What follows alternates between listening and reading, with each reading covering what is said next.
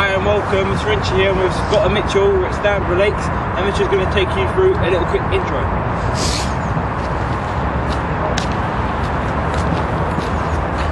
As always, a big welcome. This is episode 3.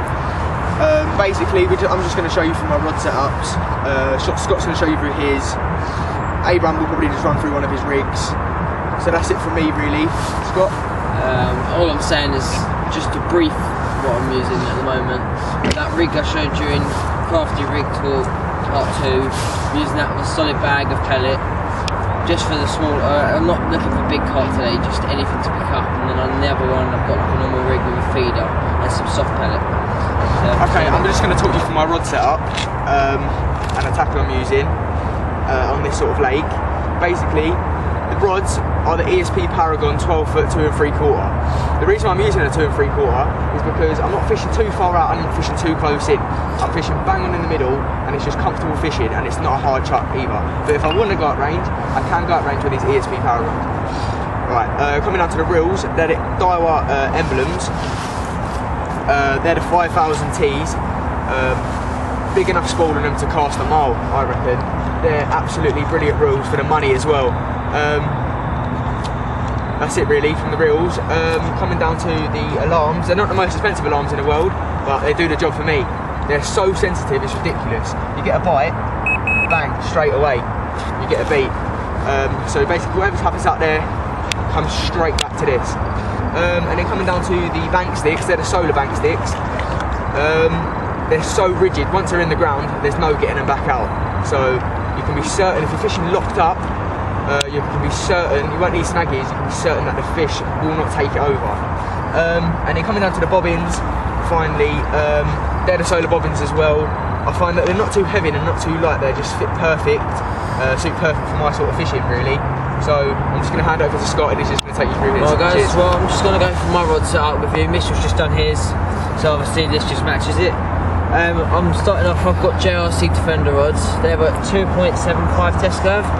And I heard a story of a guy that had a £125 sturgeon in France on these rods, so they really are amazing. They will not snap whatsoever.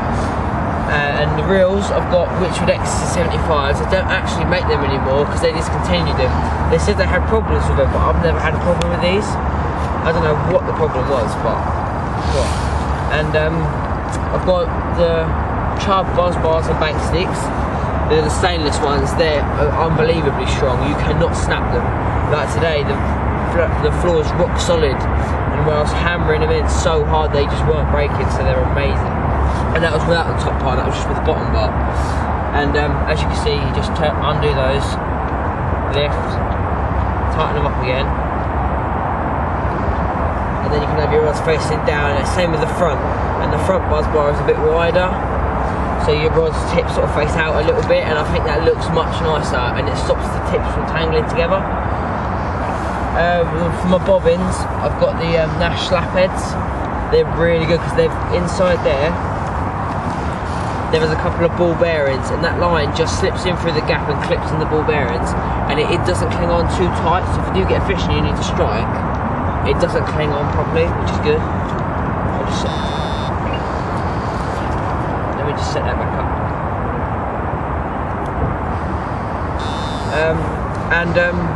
Last but not least, I've got the ATTS alarms on there. They're really small. They're the size of an extra chewing gum packet. They've got built-in snaggies on them, and them little gaps in there you can put isotopes in. And they come compatible with a receiver because they're silent alarms. So you have to have this receiver.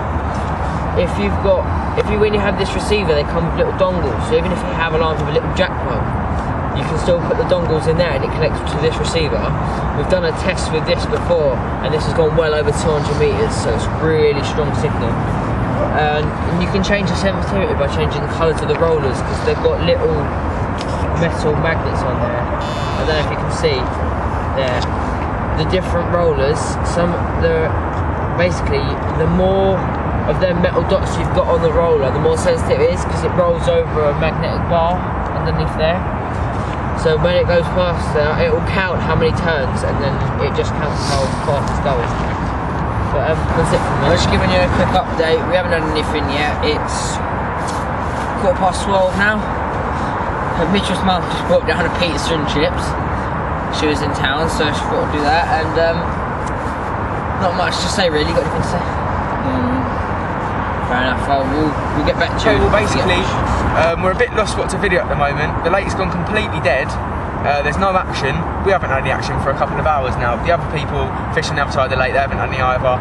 And the match, well, we really don't know how many bream they're catching. I don't know if we've had any carp, but certainly not at this end. You're probably thinking, why we're back down by the rods? Well, basically, I'm just going to run you through the setup.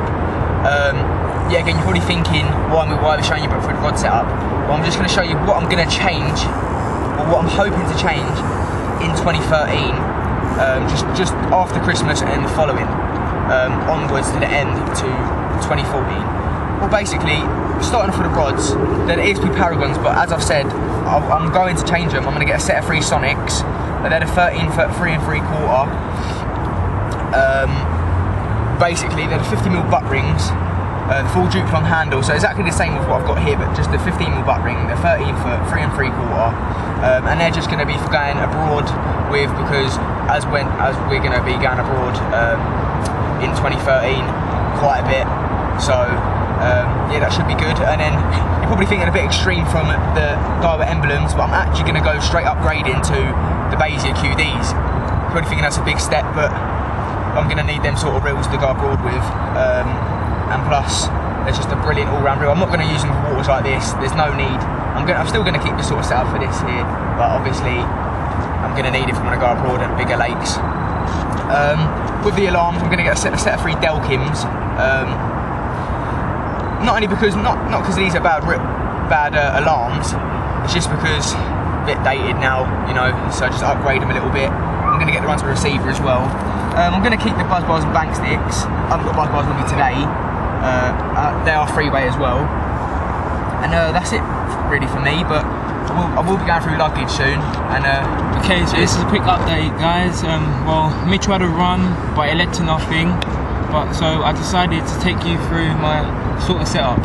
So I'm using a Safe Zone sink tube, sorry about that, and a Safe Zone leg clip. And then on this leg clip we've got a quick change, if you can see that right there, got a quick change right there. And then we've got a swivel lead on, so like as you can see, the lead is attached to the swivel, so it's just easy to put on a leg clip, and it can just pop off like so and just go back on. So like, hopefully we'll teach you a lot about casting. Like, we'll get back to you. Guys, well, Abraham just showed you through his setup, his end tackle setup, so I'm just going to show you through one of the rigs he was using, but he's changed now to a combi rig. Basically, this is just a stiff rig, as you can see. That's the Suffolk's coated braid, not stripped back, so it's going to be really stiff. The reason why we're using stiff is because, one, it's nice and heavy, and two, you can sort of form it into the shape you like. So as you can see there, it's already bending. Just rub your fingers to get some heat into it, and as you can see, it's bending nice, and you see that? Bending nicely. I've only done a tell a lie, I've done a 5-turn turn around the hook, and twice behind the hair. The reason why I used it behind the hair is because it helps it kick into the bottom lip, helps it turn better, and a very small hair there, because I like using a half A cell bottom bait, and that's it really, and a nice little loop to fit a quick link. Cheers.